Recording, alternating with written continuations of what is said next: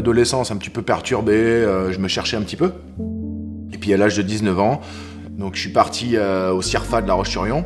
Donc c'est un centre de recrutement de l'armée de terre. J'ai fait plusieurs départs à l'étranger, donc je suis parti quasiment 8 ans à l'étranger. À la fin de ma carrière, j'étais un petit peu paumé. Et là, à ce moment-là, je me suis cherché. Donc j'ai fait dans un premier temps du convoyage de fond.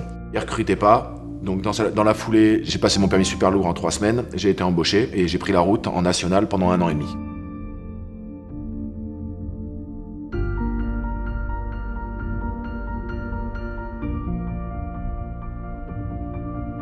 Concrètement, comme toute ma phase de routier, franchement, j'étais paumé. J'étais paumé parce que je me cherchais. Puis en plus de ça, j'étais jamais chez moi. J'étais tout le temps parti. J'ai passé 8 ans et demi à l'étranger avec l'armée. Et là, je recommençais en fait. Je partais pas 4 ou 6 mois, mais je partais toute la semaine. C'est pas une vie. Tu rentres, t'es lessivé, tu peux pas jouer avec tes gamins, t'es jamais sur place, t'es exécrable. Voilà. Donc j'avais besoin d'autre chose. Le phénomène déclencheur, ça a été... avec ma femme, on avait un projet d'acheter un terrain ici.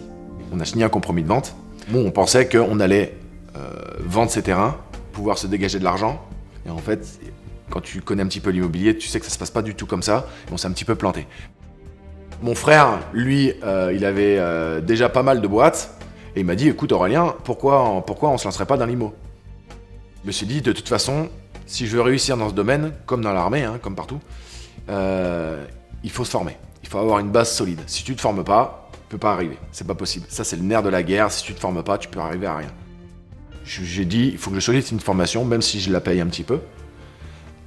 Une formation qui soit concise, qui permette de partir de la base, d'avoir une mentalité, un état d'esprit qui me lance là-dedans et je décroche plus. Et c'est ce qui s'est passé avec la formation Laris, puisque sa formation, du coup, elle a un panel de choses qui te permettent d'apprendre rapidement et surtout d'être précis. En fait, tu pars de la base, même si tu connais rien dans l'immobilier, c'est expliqué de telle manière que ça découle tout seul. Quasiment tout a changé dans ma vie. Je suis beaucoup plus disponible pour ma famille, même si j'ai quand même pas mal de boulot. Je travaille avec des personnes avec qui j'ai envie de travailler. Je suis heureux dans ma vie. Je suis épanoui. Et puis ça me plaît, quoi. Je suis dedans. C'est mon hobby, quoi. Aujourd'hui, l'immobilier, c'est mon hobby. Tout a changé. Je suis plus joyeux. Je suis motivé à fond. Aurélien, la formation Laris, lui a vraiment permis de prendre confiance en lui. Et aujourd'hui, je suis fier de mon frère. C'est quelqu'un que j'ai vu évoluer en 8 mois grâce à cette formation, mais vraiment sur une pente, on va dire, de 100%, quoi. Je pensais pas que ça allait autant lui plaire. L'immobilier, tout ce qu'on pensait en fait dans notre tête, concrètement, on l'a mis sur le papier et on l'a fait, quoi.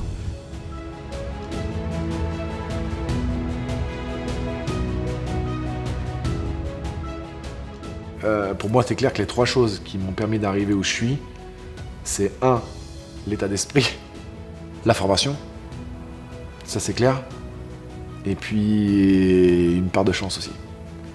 Parce que je suis tombé sur une vidéo au moment où j'ai commencé, j'ai regardé 1 ou 2 vidéos de YouTube, et je me suis dit tiens, c'est pas mal.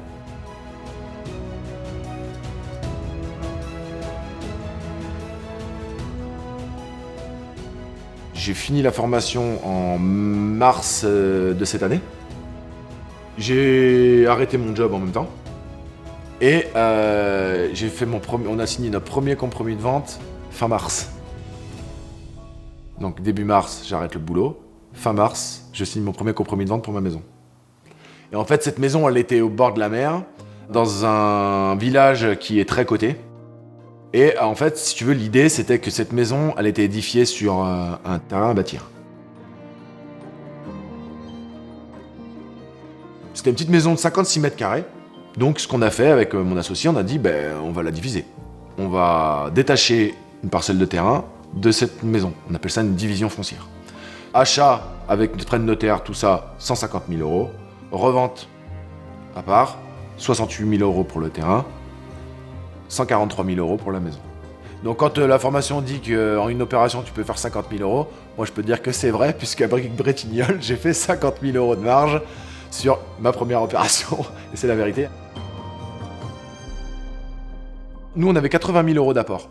Et il nous restait un petit peu d'argent et on s'est dit comment on l'investit. J'avais un projet de lotissement, donc on s'est lancé là-dedans. Et l'autre apport, on l'a mis dans le lotissement. Donc là, aujourd'hui, on fait un lotissement de 5 lots. Dernièrement, on a eu un immeuble de rapport. Là, concrètement, l'objectif, c'est d'acheter un immeuble. Donc 4 studios et 2 appartements plateaux de 95 mètres carrés, avec un ascenseur. On a vendu à la découpe, donc ça appartenait à un seul et même propriétaire. Donc aujourd'hui, on est encore dans la phase compromis de vente. Entre le compromis de vente et l'acte authentique, tu peux revendre, on appelle ça une vente en cascade.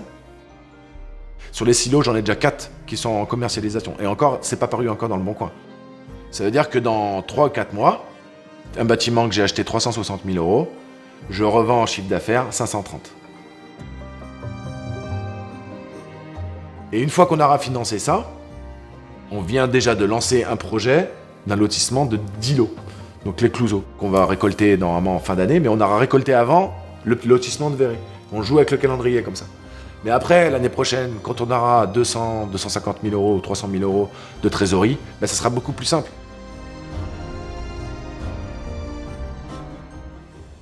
Ce qui m'a décidé de me lancer dans l'achat-revente plutôt que de la location, concrètement, c'est le cash tout de suite.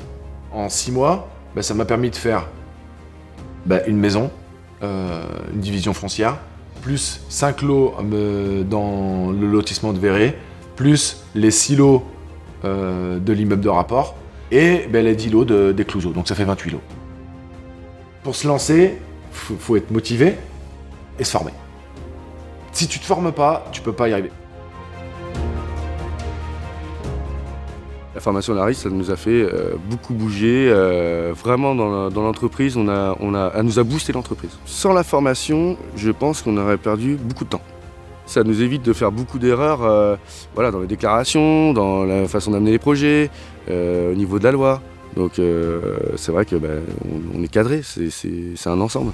Ce qu'on a investi, on ne le regrette pas, parce qu'on l'a largement retrouvé.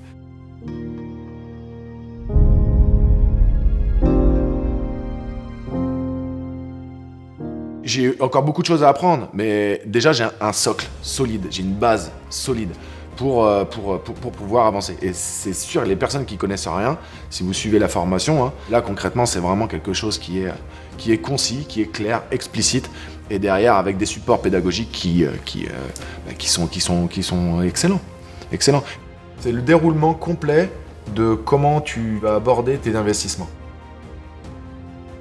Une checklist, il le donne bien dans la formation, tu as toute une checklist à suivre des différents pour pas être pris au dépourvu. C'est un outil Excel que l'équipe te fournit où tu peux rentrer tous tes investissements et qui te donne ta rentabilité. Donc une rentabilité du projet en lui-même et une rentabilité annuelle, ce qui est très importante aussi. Et là, quand tu parles à un notaire, tu as suivi la formation avec des termes techniques comme tu apprends dans la formation, derrière, tu es serein. Parce qu'ils savent qu'en face de toi, tu n'as pas un tocard. Tu as quelqu'un qui veut avancer et qui connaît déjà. Voilà, il part pas de rien. Et là, à ce moment-là, on peut commencer à faire des montages.